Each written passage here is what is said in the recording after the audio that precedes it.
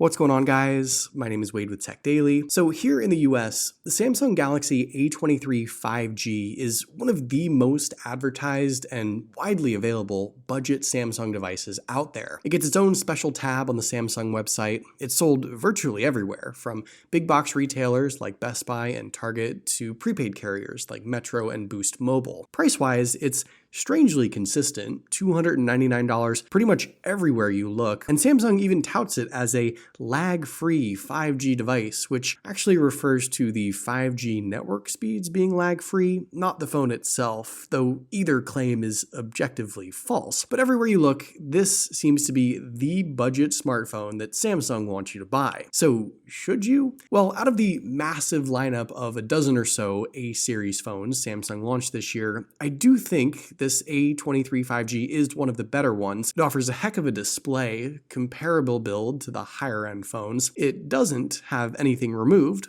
like the headphone jack or SD card slot, and it has a huge battery to power it. But being a budget phone, it still has some compromises, namely performance. But if you're a casual smartphone user, just need something to stay connected to the world, and don't care so much about gaming or crazy performance, this is probably the phone for you. So I'm going to dive a little deeper into my experience with the A23 5G in this video. I'll talk about what I like, what I don't like, go over all the ins and outs of this phone so you can make an informed purchase decision. And just to make things perfectly clear, the phone we're talking about here is specifically the Samsung Galaxy A23 5G. There is a different non-5G phone of the same name, the, I guess, regular Samsung Galaxy A23 or A23 4G LTE. That's a totally different device, if you can believe that, with different specs and different features, and I have separate videos talking about that phone if you're interested. And by the way, if you're looking for a very unique accessory to pair with this phone or any other, I'd recommend checking out the Ampere Dusk. These are sunglasses like you've never experienced before. The Ampere Dusk are the world's first electrochromic sunglasses. They allow you to change the tint with the touch of a button. And this isn't a lens swap. The built-in lenses literally can change on the fly, from as dark as 4% tint all the way up to as light as 38%. And I know it almost doesn't even look real, but the lenses are actually switching from dark to light by just clicking the button on the glasses or by using the Ampere app. These are a true dawn to dusk, all-day wear type of sunglasses, perfect for any environment, with as much or as little tint as you may need. On top of that, these also have built-in speakers and a microphone, so not only can you listen to your audio, but you can also answer phone calls, and they'll even play a sound out loud if you happen to lose them. They're housed in this really nice charging case, and as sunglasses, they're super lightweight, very comfortable, and they have a classic and universal Wayfarer design that I think looks good on anyone. And no one would even know that these are tech sunglasses just by looking at them. If you're interested, click the link in the video description below or head on over to ampere.shop to grab a pair. And thanks so much to Ampere for sponsoring this video. So physically, if you just glanced at the A23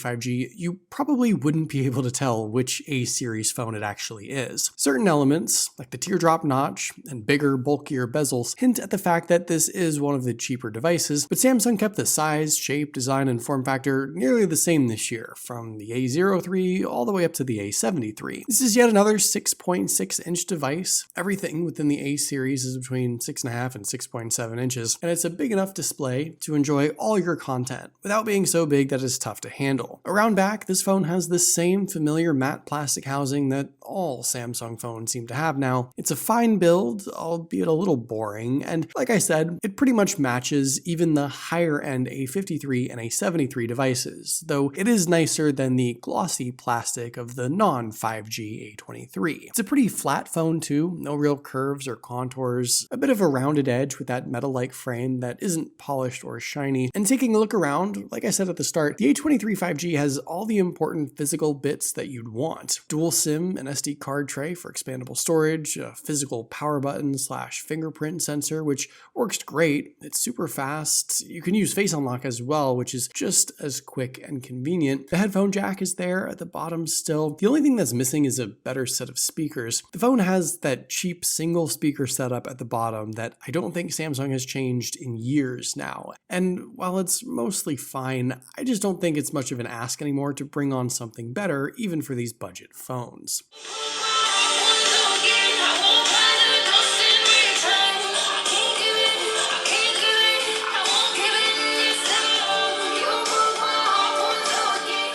So the standout feature for this device, as is the case on some other A-series phones this year, is the display. And while it's not a perfect setup, I think the viewing experience here is going to be great for most people. The 6.6-inch display is a PLS LCD panel, coming in at the Full HD 2408 by 1080 resolution, packing in some 400 pixels per inch, and it is a 120Hz high refresh rate display. That's 2 out of the 3 elements that I like for a screen. It's missing OLED, so it's not as bold or as bright as it could be, but I still think it looks nice, and the vivid color profile gives you a little more if you want something punchier. At this size, 1080 resolution is a must-have. The screen is plenty sharp, you aren't going to notice any pixels at all. And obviously, enabling that 120Hz mode allows you to have the fast and fluid feel that takes this phone up another level. For a bit more money, you can go AMOLED on the A23 5G, which may be worth it to you if screen quality is your highest consideration, but honestly, I'm pretty okay with the viewing experience on this phone for this price. And considering there are just so many different A-series phones, there has to still be some stuff that separates this more budget-friendly device from the mid-tier and upper-tier stuff. Inside, the A23 5G is powered by the Qualcomm Snapdragon 695 5G chipset, which at this point is about a year-old lower mid-range processor, paired with the Adreno 619 GPU, and my A23 5G unfortunately only has 4 gigs of RAM, but you could technically get 6 or 8 gigs of RAM in this phone if you wanted. Now, here are the Geekbench scores for those of you who like to see that, but in regards to the performance, I have a few thoughts. For one, this phone right now is still running Android 12. There is a One UI 5.0/Android 13 update schedule that's starting to roll out as I film this, but obviously this is a device in Samsung's lineup that's going to be a bit slower to receive major updates. On top of that, 4 gigs of RAM in this phone I just don't think is enough. But I don't think most people will have the option to get a better configuration for this phone, since it is more of a budget/prepaid kind of device. Most stores will likely have the cheapest, lowest end model and nothing else. But honestly, even if you were going to wind up paying a bit more money for more RAM, you may as well just get a better device altogether at that point, like the A33 5G. The phone as it is doesn't perform poorly, and in fact, if you wanted to push this phone a bit harder, even play some games and things on it, it's perfectly fine. It's a bit slow with the initial launch and load times, but no pressing performance issues at all in-game. You just won't be playing anything at the highest graphics or FPS settings. It's just not really a phone that allows you to, say, quickly jump back in from app to app because, like I said, it doesn't have the RAM to handle that. It's also not a phone that does well when a lot of things are going on at once. Multitasking is a bit clunky. The phone sometimes needs to almost pause and take a breath in between tasks. If you're used to using a sub $300 Samsung phone, this isn't anything new, but like I always say, keep those expectations realistic. If you're a more casual smartphone user, this is going to be just fine. But for people particular about performance, I think you can get more bang for your buck with something else. And this also reveals sort of an issue with the A series right now. There's so many phones